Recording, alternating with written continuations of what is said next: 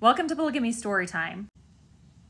After my last video, a couple of people asked where polygamy denial, a recent movement among the Church of Jesus Christ of Latter-day Saints that challenges the idea that Joseph Smith was the originator of polygamy, came from. To do so, I think we have to talk briefly about the end of polygamy and then how we get to modern Mormon ideas about women. So Latter-day Saints officially ceased practicing polygamy in the 1890s, although they didn't really enforce that ban until the 1930s. As Latter-day Saints abandoned the practice of polygamy, they began to embrace 19th century, early 20th century American ideas about domesticity with a great amount of fervor. In the early 20th century, that meant following the ideas of the progressive movement. The ideas that motherhood was scientific and that people who worked for extension, home agents, should visit families, teach them how to care for their children at the same time that they were teaching them how to care for livestock, and then also how they should maintain their home. If you've ever participated in 4-H, you've participated in this movement. Now we're going to fast forward too many decades to the period right after World War II, when Latter-day Saints begin to move towards the idea, along with most other Americans, that women should be embracing traditional domesticity after they had worked in the factories. It's during this post-war period that you see Mormon women like Helen Andelin encouraging women to embrace their femininity, to be domestic homemakers, and in Helen Andelin's case, to always be a little bit helpless so that your husband thinks that he has to help you. Now, during the 1960s and 1970s, you see the emergence of a feminist movement, and some Latter-day Saint women participate within this movement, seeing within it the possibility for their own empowerment. Despite the participation of some of its members, the Latter-day Saint Church as a whole eventually decides that this movement is a threat to its traditional ideas about the family. And so in collaboration with conservative Christians in the 1980s, Latter-day Saints begin to move towards a vision of Mormon femininity that is more conservative and aligns itself against the feminist movement. This is also what's happening in the 70s as well.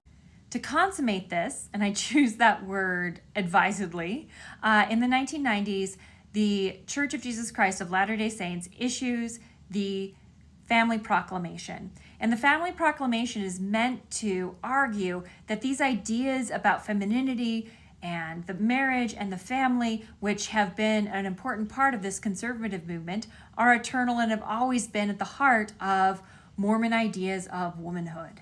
It says, and I quote, "We, the First Presidency and Council of the 12 Apostles of the Church of Jesus Christ of Latter-day Saints, solemnly proclaim that marriage between a man and a woman is ordained of God, and that the family is central to the Creator's plan for the eternal destiny of His children.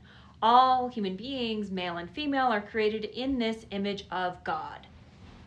Now, the fundamental tension here is that this image of the family that is being promoted in the 1980s is not the original image of the family that the church had been promoting in the 19th century as it was adopting polygamy.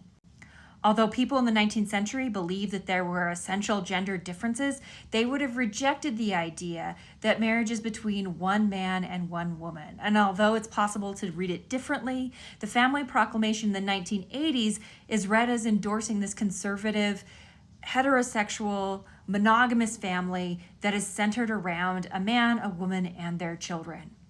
This works throughout the 90s and even to some extent into the 2000s, although having lived through that era myself, there was plenty of agitation surrounding men and women's roles within the church.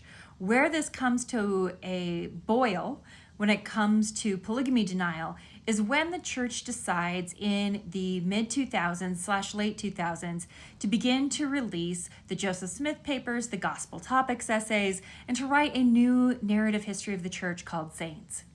Together, these documents, these websites are meant to promote a more complicated view of Latter-day Saint history and to inoculate people against some of the charges that ex-Mormons, anti-Mormons, non-Mormons are making about Mormonism and the family. What happens for many people, however, when they read these documents is that they become surprised and disenchanted with the narrative that the church is or has been promoting. What they see in these documents is not what they had previously believed. Women find stories about polygamy that are really troubling. They find Joseph Smith portrayed in unflattering ways. And then they turn to the Joseph Smith papers and they expect to see the history that the church is promoting, but they just don't see it. They assume it's going to be sort of easily written on the page, but because Joseph Smith had been hiding it, so what this proliferation of knowledge does is it allows people to create their own histories.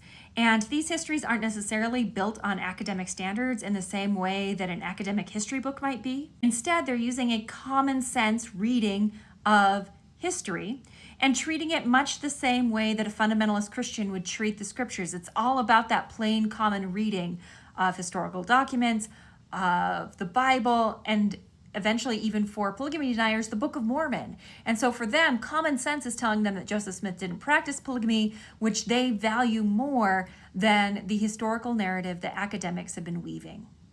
Now, I'm an academic, I value academic history, but I can see where polygamy deniers are coming from.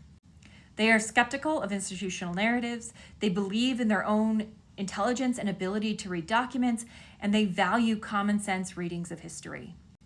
What I'm uncertain about is not whether Joseph practiced polygamy. I think he did, and I am 99.5% certain about that.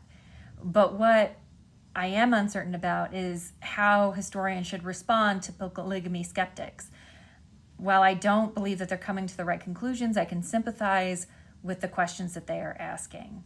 However, as a women's historian, I really believe that we have to get these histories right if we're going to move forward.